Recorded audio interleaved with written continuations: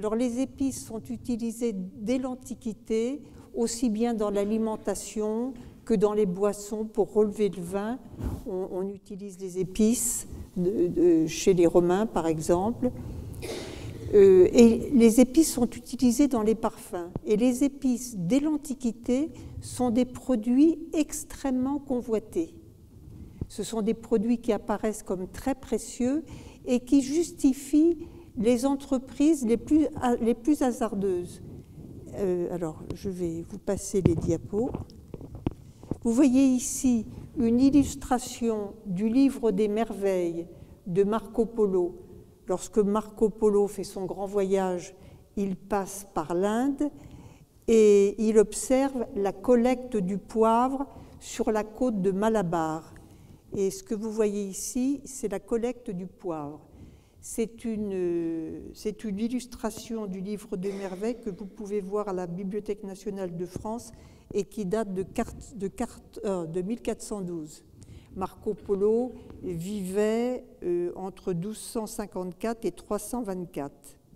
Alors, les épices sont très appréciées parce que, comme je vous le disais, elles ont des vertus multiples.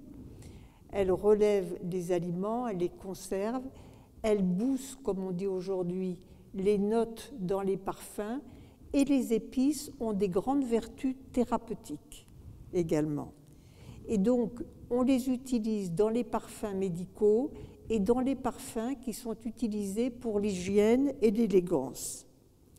Alors, pourquoi est-ce que les épices sont-elles si appréciées et considérées comme des produits de grand luxe? Parce que pour les anciens, les épices sont des concentrés d'énergie solaire. Pour les anciens, la plupart des épices poussent dans des pays très chauds, où le soleil est très ardent, la chaleur caniculaire. Donc les épices sont considérées comme proches du soleil, proches des dieux.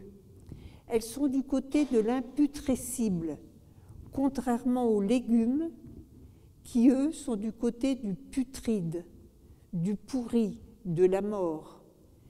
Et donc c'est pour ça qu'elles ont cette aura de produits extrêmement précieux et bienfaisants, parce que si ce sont des concentrés d'énergie solaire, elles sont bonnes pour la santé.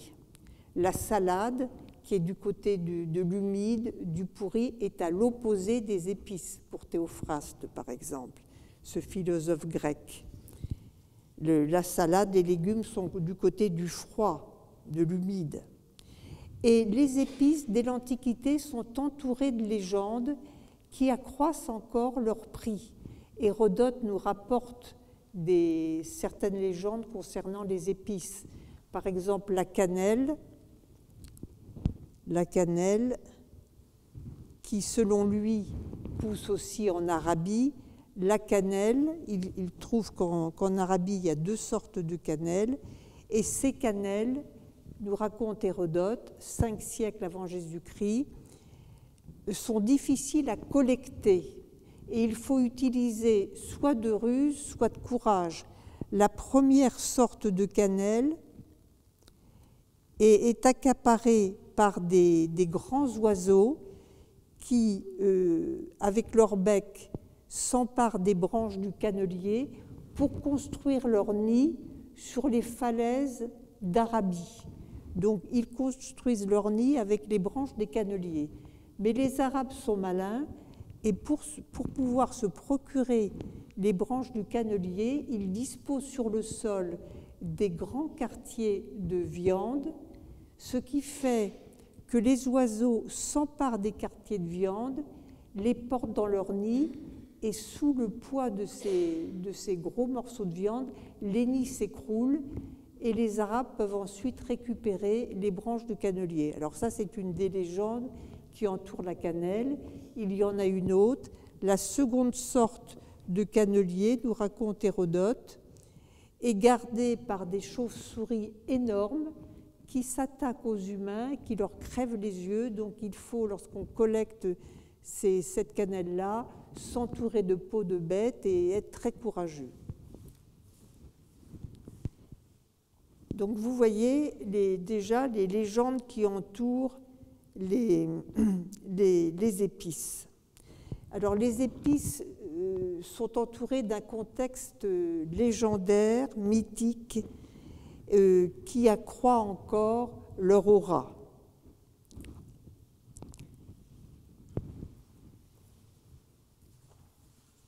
Alors, dès l'Antiquité égyptienne, les épices interviennent dans les parfums. Vous voyez ici un genévrier et on trouve déjà dans une formule de parfum qui date de 15 siècles avant Jésus-Christ, celle du kyphi, K-Y-P-H-I, on trouve déjà cette épice. Le kyphi était un parfum très précieux dans l'Égypte des pharaons. Il servait à honorer les dieux, c'était un parfum que l'on brûlait, donc l'odeur s'élevait vers les cieux et établissait entre les dieux et les humains une médiation verticale, d'où le nom de parfum perfumum qui s'élève à travers la fumée. C'est la première fonction du parfum, c'est d'établir une relation entre les hommes et les dieux. Donc le kyphi était brûlé pour obtenir la protection des dieux, et le kyphi aussi était utilisé comme médicament parce qu'on le versait dans un liquide et on le buvait. Alors dans cette formule du kyphi que je vais vous donner et que vous allez pouvoir sentir, dans cette formule du kyphi, il y a des baies de genièvre. Alors évidemment, les Égyptiens n'allaient pas chercher le genièvre dans des pays lointains, ils en avaient dans le pourtour du bassin méditerranéen, ils en avaient en Égypte. Il y avait des baies de genièvre, il y avait du roseau odorant, du jonc odorant. Vous n'en trouvez plus dans les parfums aujourd'hui. Ce sont des produits trop rares et trop précieux. De la térébinthe, du miel, des raisins secs, du galbanum. Le galbanum, c'est une gomme résine qui venait de Perse, aujourd'hui d'Iran. Il y avait aussi du henné, du nard. Le nard venait d'Inde, un produit très précieux. Du souchet. Le souchet, c'est un rhizome qui vient d'une plante qui ressemble au papyrus. Donc quand vous allez sentir ce kyphi, vous allez sentir des produits que vous ne trouvez plus dans les parfums aujourd'hui. D'ailleurs, dans tous les parfums que vous allez sentir, il n'y a que des produits naturels. Et ça va vous faire sans doute un drôle d'effet, parce que ce n'est pas des produits que vous sentez sur le marché des parfums, hein, où il y a beaucoup de chimie et très rarement du naturel. Alors, est-ce qu'on peut sentir le kyphi, s'il vous plaît? Je remercie Agathe Petit et Éric Guilloux de leur aide, parce que si je passais moi-même les mouillettes, on serait encore là à 11h du soir. Hein. Oui. Alors, par mes recherches, j'ai trouvé la recette du kyphi chez Dioscoride, chez Galien, chez Plutarque. Ce sont des années de recherche. Et ces parfums sont recomposés par un grand parfumeur contemporain qui s'appelle Dominique Ropion, qui a été décoré par le ministre de la Culture. Et ça fait des années que je fais des conférences olfactives avec mes recherches, puisque j'ai fait ma thèse sur l'olfactif, et donc ça fait pendant des années, j'ai fait des recherches sur les formules de parfum, l'histoire du parfum. Je vais vous montrer sa photo.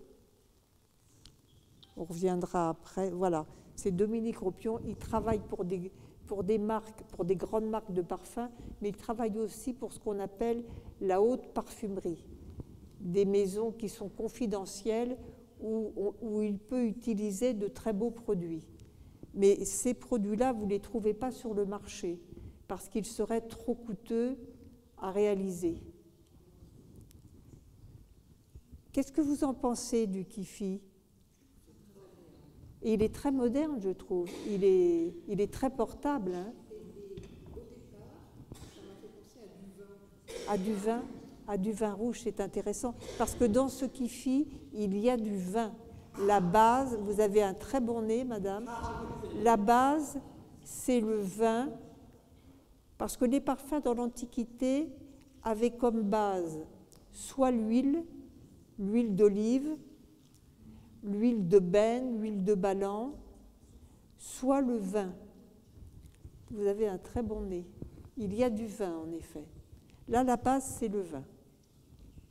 Mais c'était un parfum solide, malgré tout. Il y avait peu de vin, mais c'était un parfum solide que l'on brûlait. Et lorsqu'on voulait l'utiliser comme médicament pour soigner les maladies pulmonaires, intestinales et hépatiques, il fallait verser ce parfum solide dans du lait ou du vin et l'avaler.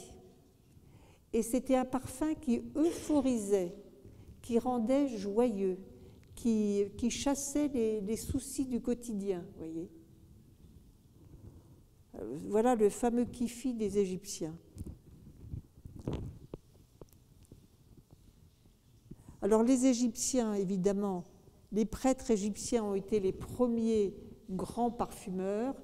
Ils réalisaient des parfums dans l'enceinte des temples, et sur les parois des temples, on trouve des recettes de parfums. Celle du kifi, vous la trouvez à Dendera, et dans une autre, à Edfou aussi, on trouve cette formule.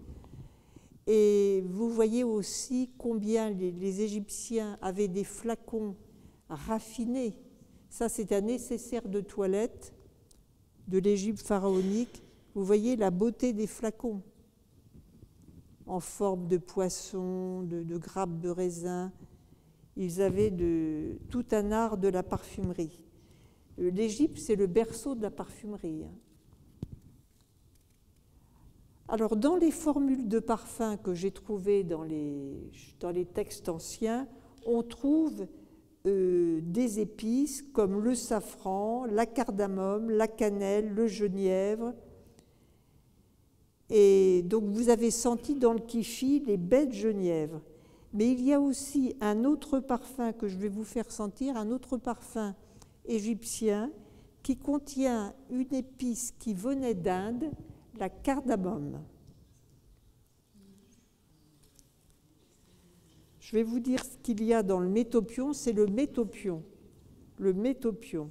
Alors le métopion, c'était un parfum qui était utilisé au départ pour honorer les dieux, et ensuite les prêtres égyptiens ont vendu le métopion aux élégantes égyptienne. Il a eu des applications profanes. Alors, dans ce métopion, il y a du verjus de raisin, du jonc odorant, du roseau aromatique, des graines de baumier. Alors, le baumier, c'était un arbre qui poussait en Judée. C'était un produit extrêmement coûteux. Ça l'est toujours d'ailleurs, mais il n'y a plus de baumier dans les parfums aujourd'hui. Ni de roseau odorant, ni de jonc odorant. C'est des produits trop rares. Et il y avait de la myrrhe aussi. La myrrhe, vous savez tous ce que c'est que la myrrhe? Vous voulez une petite explication? La myrrhe, c'est une gomme résine qui coule d'un arbre qui pousse au Yémen, en Somalie, au Soudan, comme l'encens. C'est des arbres qui se ressemblent et il faut inciser l'arbre pour que la gomme s'écoule. Et vous vous rappelez sûrement que les rois mages ont offert à l'enfant Jésus, lorsqu'il est né, de l'encens, de la myrrhe et de l'or. Donc c'était des produits très coûteux aussi.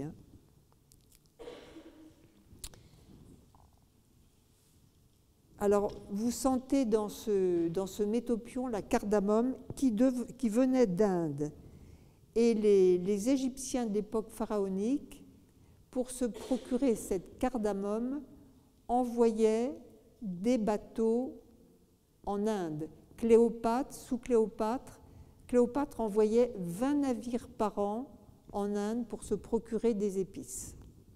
Alors les Romains, dans la Rome impériale, ont fait un très très grand usage de parfums. Les Romains sont fous de parfums, ils se parfument énormément. Ils parfument même leurs chevaux, leurs chiens, ils se parfument la plante des pieds. Il faut une consommation considérable de parfums, et notamment de parfums épicés. Et on sait que les Romains adoraient les épices. Il suffit de lire les textes de ce grand gastronome romain qui s'appelait Apicius et qui a écrit un ouvrage sur les épices indispensables dans une maison. Donc il fait toute une liste des épices indispensables dans une maison qui est impressionnante. Et donc les Romains utilisent énormément d'épices. Et il y a même à Rome, dans le centre de Rome, une rue entièrement consacrée aux épices. Et elle s'appelle la rue aux poivres. Alors les épices chez les Romains interviennent dans les sacrifices religieux, interviennent dans les pratiques profanes, et les Romains, donc pour se procurer toutes ces épices, s'en procurent dans le bassin méditerranéen, mais également vont chercher ces épices en Inde, en Chine, et dans l'Empire, à l'époque de l'Empire romain, on envoie 120 bateaux par an pour aller chercher des épices en Inde. Alors, vous voyez ici un sacrifice. Ce taureau-là va être sacrifié.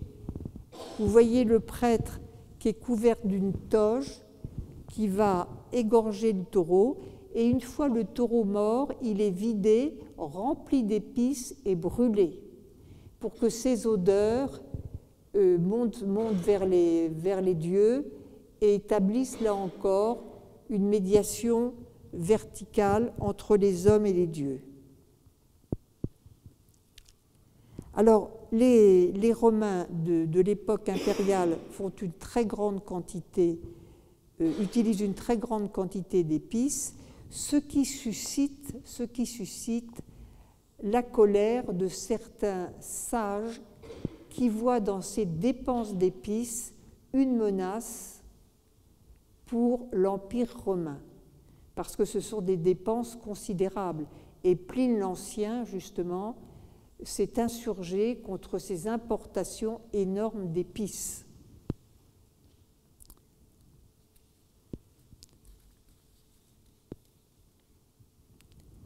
Alors, évidemment, les boutiques des parfumeurs à Rome sont très fréquentées, particulièrement par les riches romaines qui viennent chercher des parfums épicés. Il y avait un certain Cosmus qui faisait un parfum à la rose et au safran, un certain Nicéros qui faisait des parfums aphrodisiaques épicés.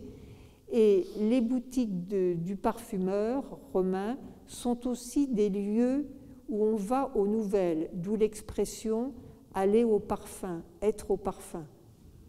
C'est des lieux où on échange les nouvelles. Mais le parfumeur romain a un statut ambigu.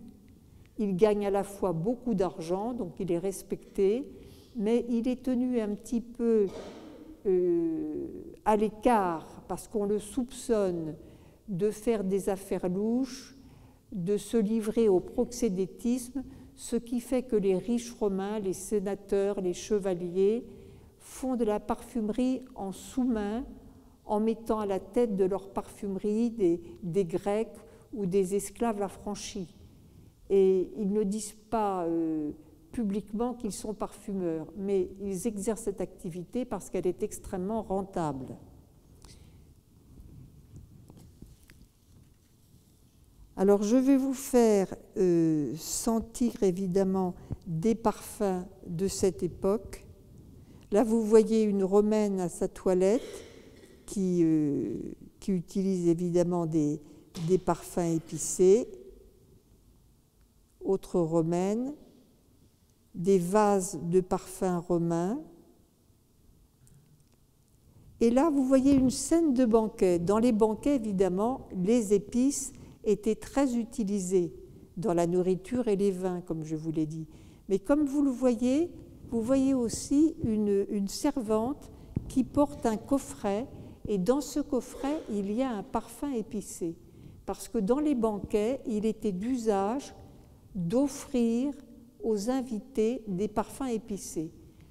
ça se faisait souvent au détriment de ce qu'il y avait dans l'assiette, parce qu'évidemment, l'hôte ne pouvait pas offrir des beaux parfums épicés et faire des repas très plantureux et très raffinés. Ce qui fait dire au poète Martial, qui est déçu par un dîner, il écrit à son hôte « Oui, ton essence était parfaite, mais ton dîner ne valait rien. Et c'est une bien triste fête que celle où l'on crève de faim. » Vous voyez, le parfum a plus d'importance à Rome que ce qu'il y a dans l'assiette. Alors, dans les banquets romains, les épices sont présentes. Vous voyez ici ces Romaines et ces Romains qui portent des couronnes de fleurs de safran, parce que les fleurs de safran étaient réputées dissiper les effets de l'ivresse. Et le safran, d'ailleurs, était utilisé les jours de fête dans les théâtres pour montrer la prodigalité des empereurs. On jetait sur la scène des poignées de safran, ce qui scandalisait évidemment certains sages romains comme Cicéron, qui disait que l'odeur de la terre, c'est-à-dire l'odeur de la scène, parce que la scène des théâtres était en terre, que l'odeur de la terre était préférable à celle du safran. Évidemment, toutes ces dépenses en épices, comme je vous le disais tout à l'heure, suscitaient la colère de certains sages romains, notamment de Pline, qui voyait dans ces importations d'épices une menace pour l'Empire, parce que l'Empire allait se ruiner, pensait-il, et aussi parce que l'Empire perdait les vertus d'austérité sur lesquelles il avait fondé sa puissance, puisque même les soldats romains commençaient à se parfumer avec des parfums épicés et à mettre sous leur casque du parfum épicé. Donc ça suscitait véritablement la colère de Pline.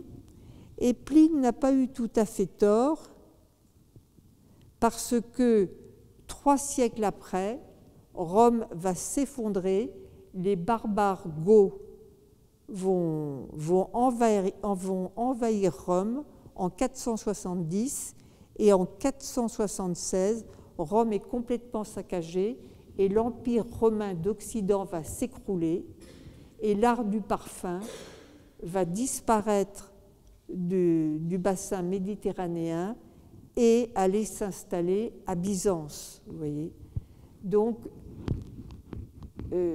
cet abus d'importation d'épices a eu quand même certains effets, si l'on en croit Pline et Cicéron.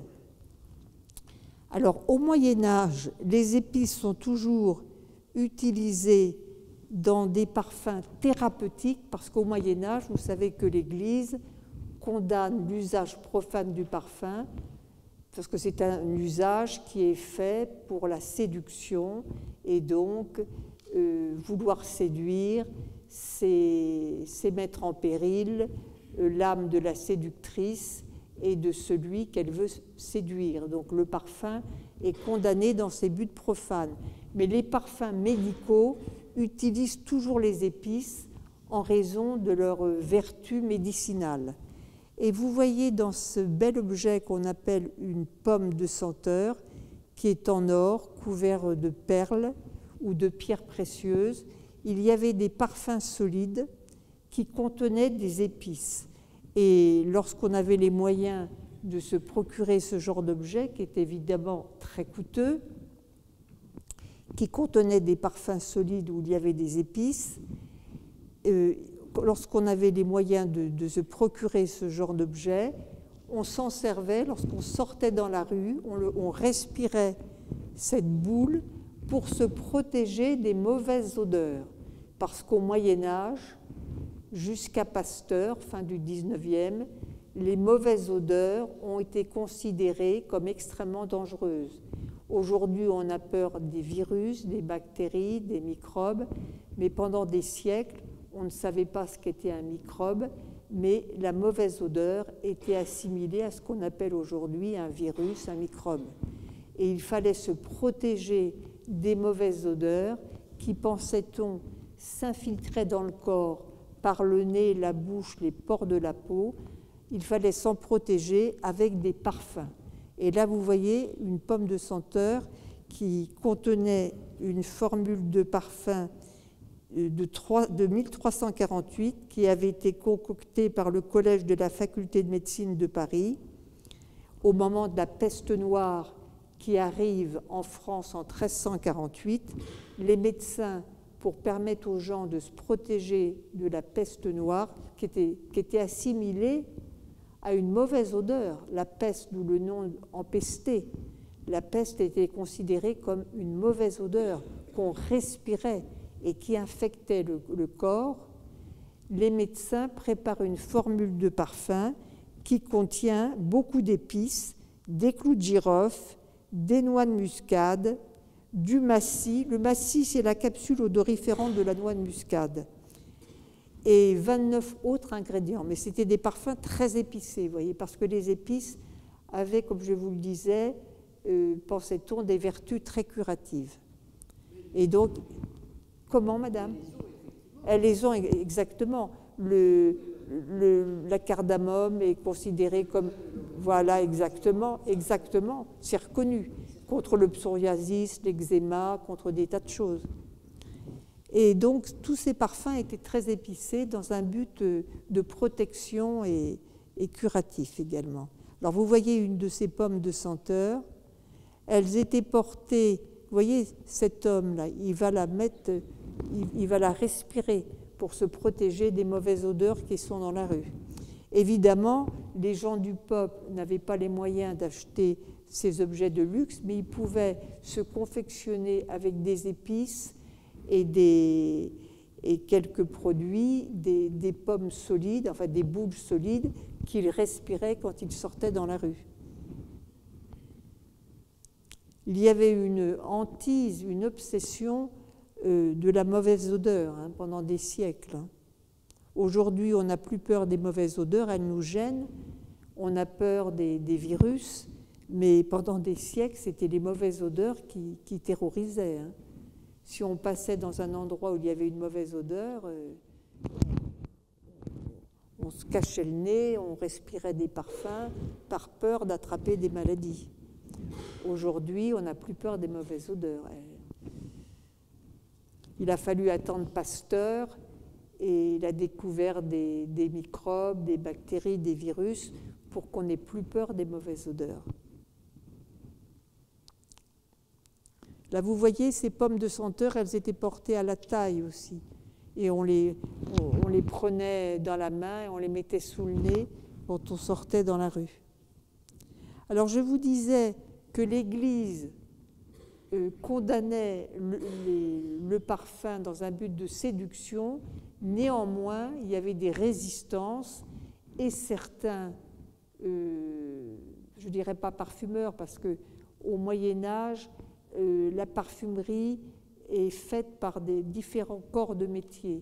Les merciers, les chandeliers, les apothicaires, les gantiers font des parfums. Contrairement à l'Égypte ancienne où il y avait des parfumeurs, contrairement à la Rome impériale où il y avait des parfumeurs, au Moyen-Âge, la parfumerie est une activité éclatée. Et alors donc, je vous disais que les parfums de séduction existent quand même, parce qu'il y a des résistances, et on trouve un curieux produit qui s'appelle le diazathirion, qui est un parfum aphrodisiaque. Et il est fait à partir des tubercules, vous voyez ces tubercules-là, d'une plante qui s'appelle le Satyrium hircinum, que le langage populaire a rebaptisé couillon de chien ou couillon de renard. Et c'était un parfum aphrodisiaque que vous allez sentir. J'espère que je n'ai pas oublié des parfums à vous faire sentir. Après le métopion, J'ai pas fait sentir la pomme de senteur? Vous l'avez fait sentir? Ah, ben j'en ai oublié. On l'a fait sentir parce qu'elle sent très bon. Il faut la faire sentir. Merci beaucoup. Je vous ferai sentir le diazathirion après. Mais la pomme de senteur, je trouve qu'elle sent très très bon.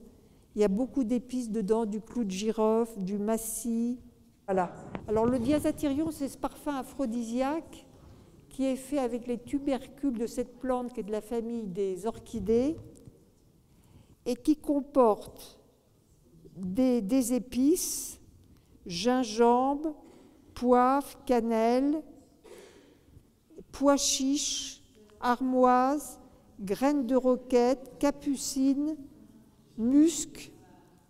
Le musc, vous savez ce que c'est que le musc? Pas le musc de synthèse, mais le musc. C'est un produit qu'on ne peut plus mettre dans les parfums aujourd'hui parce que ça provient d'un animal qui a été trop pourchassé, qui est en voie de disparition. Le musc, ça vient du chevretin porte-musc, un petit animal qui vit au Tibet, dans l'Himalaya, en Somalie. Et ce petit animal a sous le ventre une poche qui contient des grains, et c'est ça le musc. Ça a une odeur très forte, hein. Mais ça donne beaucoup de sillage et de volume au parfum. Alors, à la Renaissance, il va y avoir encore de grandes aventures avec les épices, parce que c'est en cherchant une nouvelle route vers l'Inde que Christophe Colomb découvre l'Amérique. Et il y découvre non seulement l'Amérique, mais deux nouvelles épices qu'on ne connaissait pas en Europe, la vanille et le piment. Ensuite, il va y avoir les expéditions de Vasco de Gama et de Magellan qui vont vouloir se procurer les épices de l'Inde, de Java, de Sumatra et des îles Moluques. Vasco de Gama va contourner l'Afrique par le cap de Bonne-Espérance et atteindre Calicut. Donc il inaugure un nouveau trajet vers l'Inde. Il ne passe plus par la mer Rouge, il contourne l'Afrique. Et il revient avec un chargement considérable de poivre, de girofle, de cannelle, de gingembre et aussi d'une résine très odorante, le benjoin. Est-ce que vous voulez la sentir? Je vous fais beaucoup travailler, hein. Non, mais c'est surtout pour le nez des gens. Ça sent bon, le benjoin. Le benjoin, ça sent bon. Vous êtes d'accord, madame? Ça sent un peu la vanille. Et vous allez sentir des parfums de la Renaissance qui comportent des épices et du benjoin. C'est pour ça que je vous fais sentir le benjoin. Le benjoin, là aussi, c'est une gomme résine qui vient d'un arbre qui pousse à Sumatra, au Siam. Et le benjoin arrive dans la parfumerie à la Renaissance. Avant, on ne connaissait pas le benjoin. Donc, Vasco de Gama va ramener du benjoin avec toutes ces cales de bateau remplies de girofle, de cannelle, de gingembre, de poivre. Et c'est un autre Portugais, Magellan, que vous voyez ici, qui va aussi faire un circuit tout à fait original pour se procurer des épices, parce qu'il va aller chercher les épices des îles indonésiennes des Moluques en partant vers l'ouest, c'est-à-dire que c'est le premier à avoir fait le tour du monde. Il part de l'Espagne vers l'ouest, il arrive vers l'Amérique du Sud, Magellan, il va laisser d'ailleurs son nom à un canal qui va porter son nom, le canal de Magellan. Il part avec 5 navires et sur chacun de ces navires, il y a 240 hommes. Et il va revenir avec un seul navire et 18 marins. Vous voyez, c'était quand même des expéditions très périlleuses, hein. Alors Magellan, en fait, n'arrivera pas à revenir jusqu'en Espagne. C'est son second qui va prendre sa place parce que Magellan va être tué aux Philippines dans un combat avec les indigènes. Il va mourir d'une flèche empoisonnée. Il est arrivé jusqu'aux Philippines et c'est son second, Sébastien d'Elcano, qui va prendre la relève et qui va arriver jusqu'en Espagne avec un seul navire et 18 marins, mais quand même beaucoup d'épices dans la cale. Je vais vous montrer le bateau avec lequel il est revenu en Espagne en 1519. Le Victoria, il n'y avait plus que 18 hommes au lieu de 40. Et donc, à son arrivée, il a été extrêmement fêté. Charles Quint lui a donné un blason où on voit, vous voyez, cette inscription latine que je vous traduis. La devise, c'est primus circum dedistime, ce qui veut dire le premier, il m'a contourné, c'est le premier à avoir fait le tour du monde. Et on voit sur son blason les bâtons de cannelle, les clous de girofle, les noix muscade. Donc vous voyez combien la collecte d'épices à la Renaissance augmente. Et il revient justement, comme je vous le disais, avec beaucoup d'épices et aussi du benjoin. Alors au XVIIe siècle, il va y avoir encore des choses nouvelles dans la collecte d'épices parce que les épices, le commerce des épices au XVIIe est aux mains des Hollandais.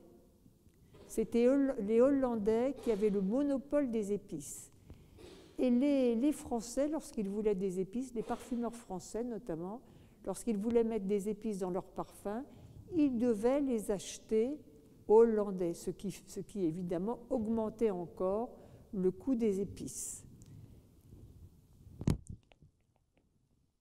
Voilà de quoi a l'air le benjoin. Alors, le ministre de Louis XIV, le ministre des Finances de Louis XIV, Colbert, qui voulait que la parfumerie française se développe, va avoir l'idée de créer la Compagnie des Indes orientales pour permettre aux Français d'aller directement chercher des épices sans les acheter aux Hollandais.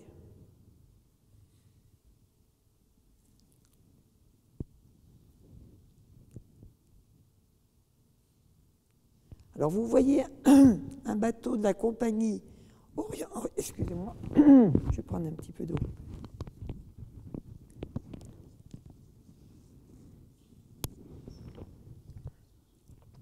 Donc au XVIIe, le commerce des épices est un monopole hollandais et Colbert va contrecarrer ce monopole en créant la Compagnie des Indes orientales. Là, vous voyez une coupe d'un des bateaux de la Compagnie des Indes orientales. On voit tout à fait en bas les ballots d'épices, les ballots de thé, de café, qui reviennent des îles indonésiennes, d'Inde. Parce que Louis XIV, qui aimait beaucoup le parfum, voulait que les parfumeurs français soient les premiers en Europe. Alors les bateaux partent de l'Orient. L'Orient, c'était évidemment la ville qui était orientée vers l'Orient. C'était la compagnie des Indes, c'était la capitale de la Compagnie des Indes orientales. Les bateaux partent de l'Orient et arrivent à Pondichéry, en Inde. Il y avait 3 comptoirs français pour les épices, Pondichéry et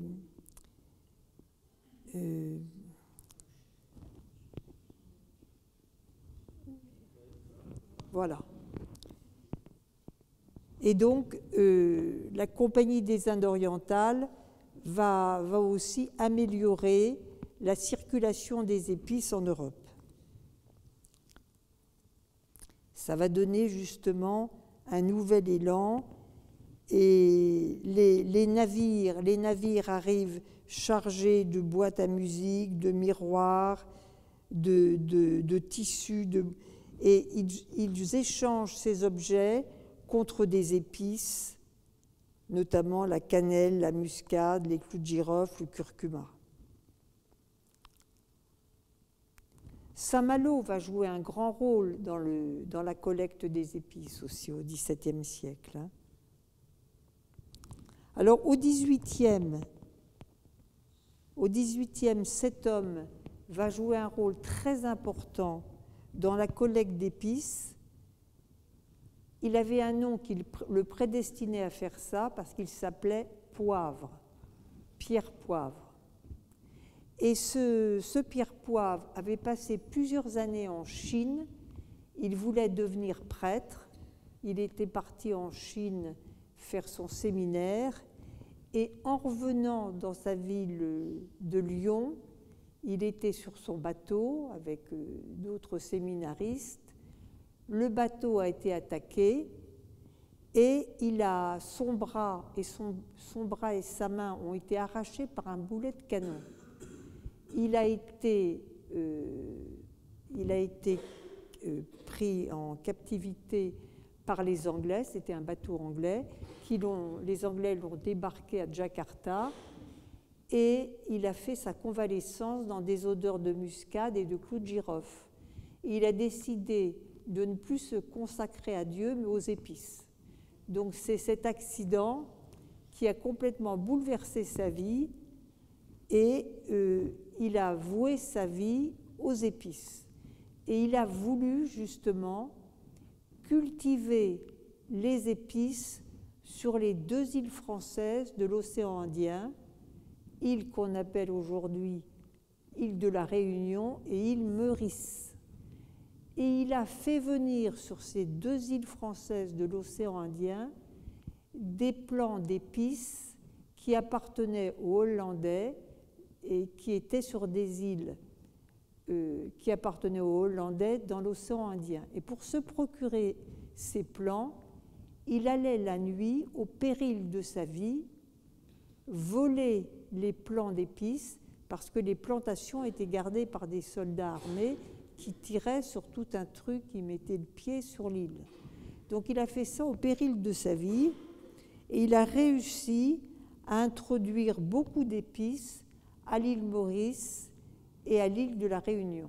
D'ailleurs, il a créé un superbe jardin à l'île Maurice où il y a beaucoup d'épices, notamment l'anis étoilé. Enfin, il a réalisé des choses intéressantes dans le domaine des épices.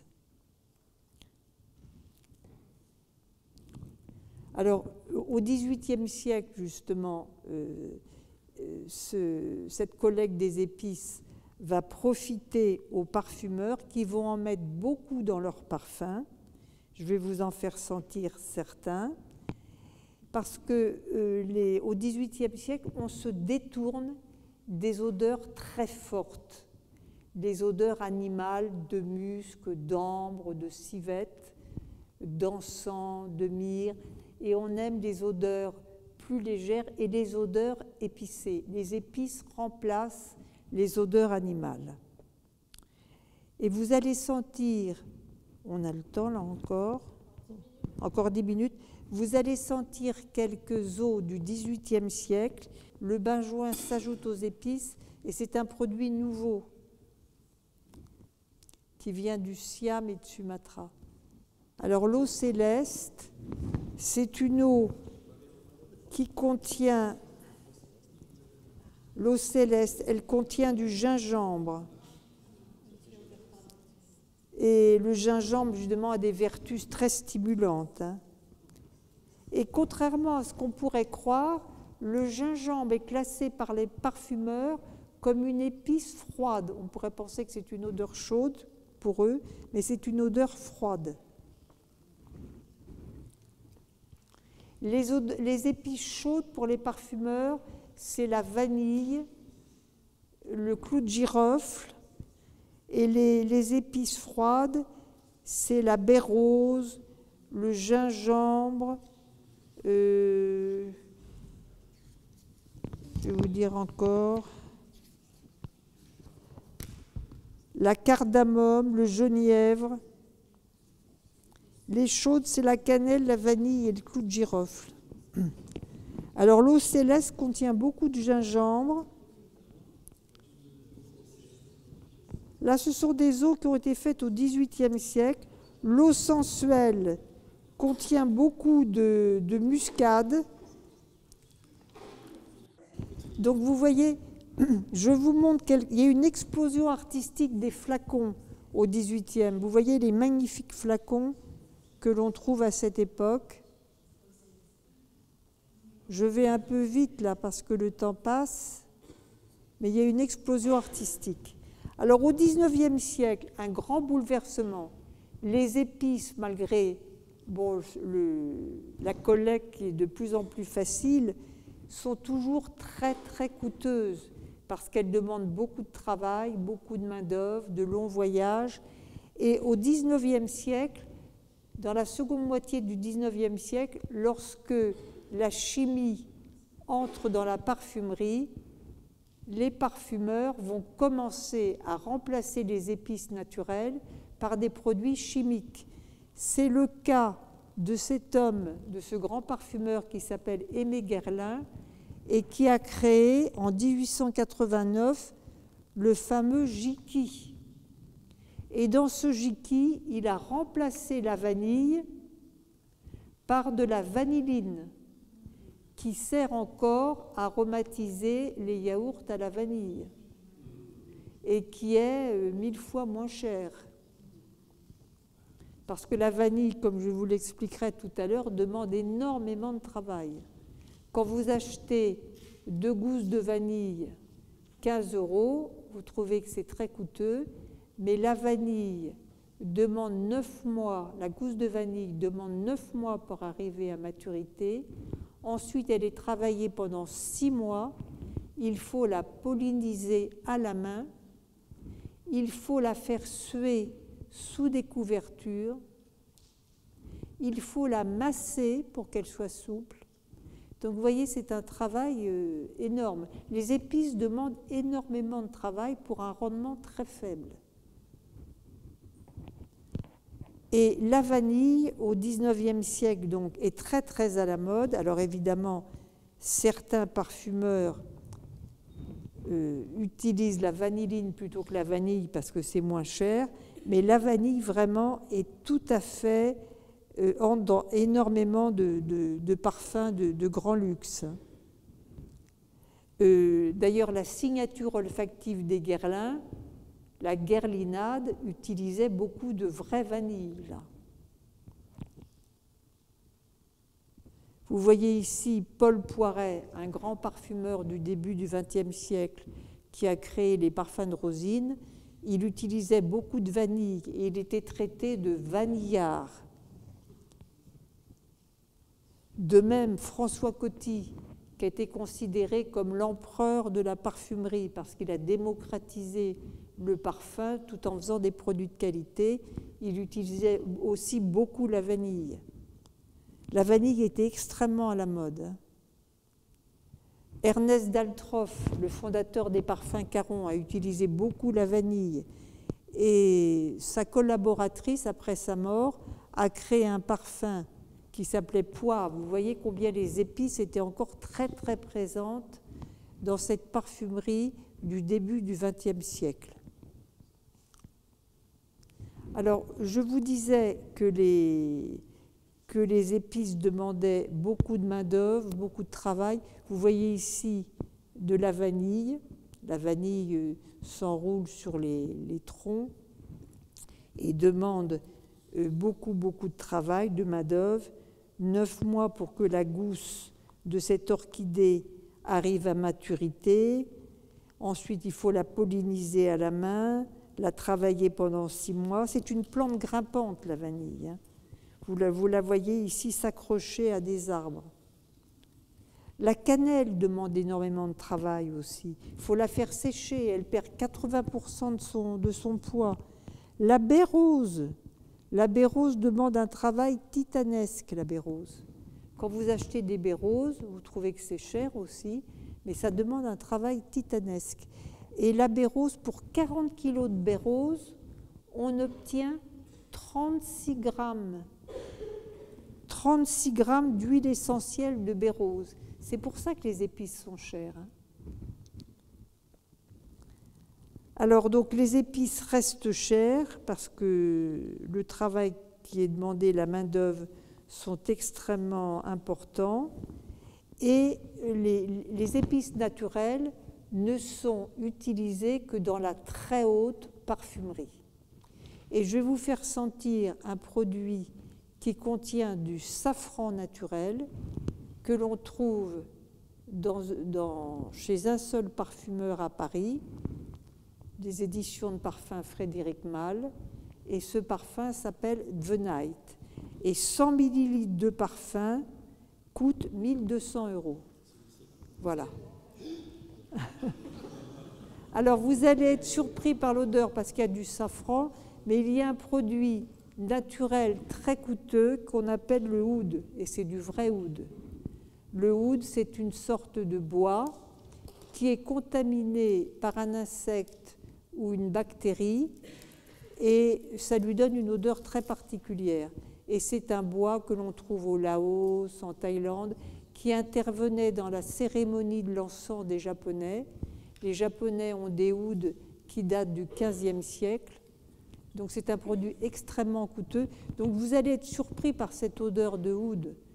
Et c'est un produit qui s'adresse aux orientaux, parce que les Français ne sont pas habitués à des odeurs aussi puissantes. Et il y a du safran dedans. 1 200 €, 100 ml.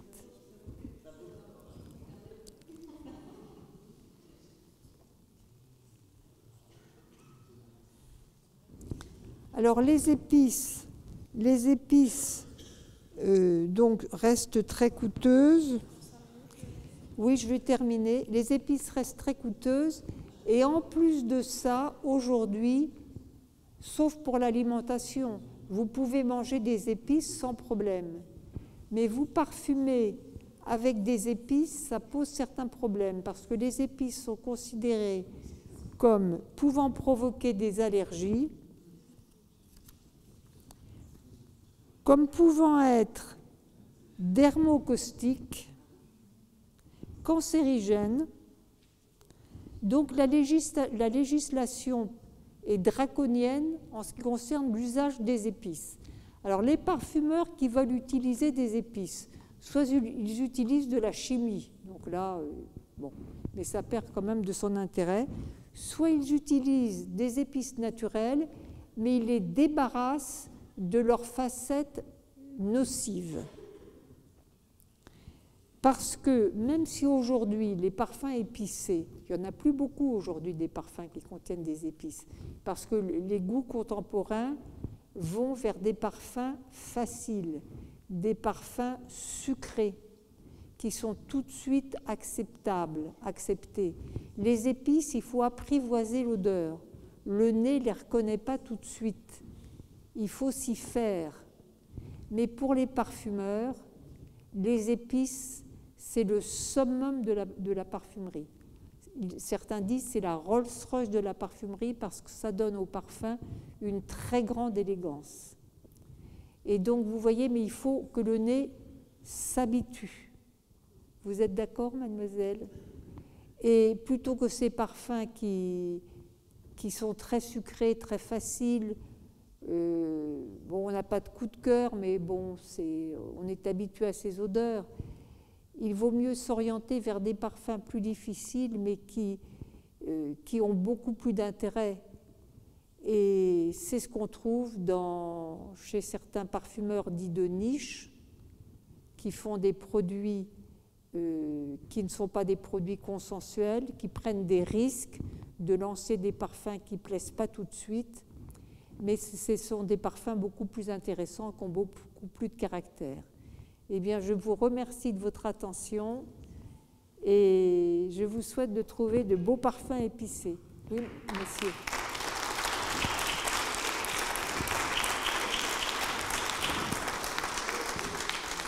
C'est le Labo des Savoirs.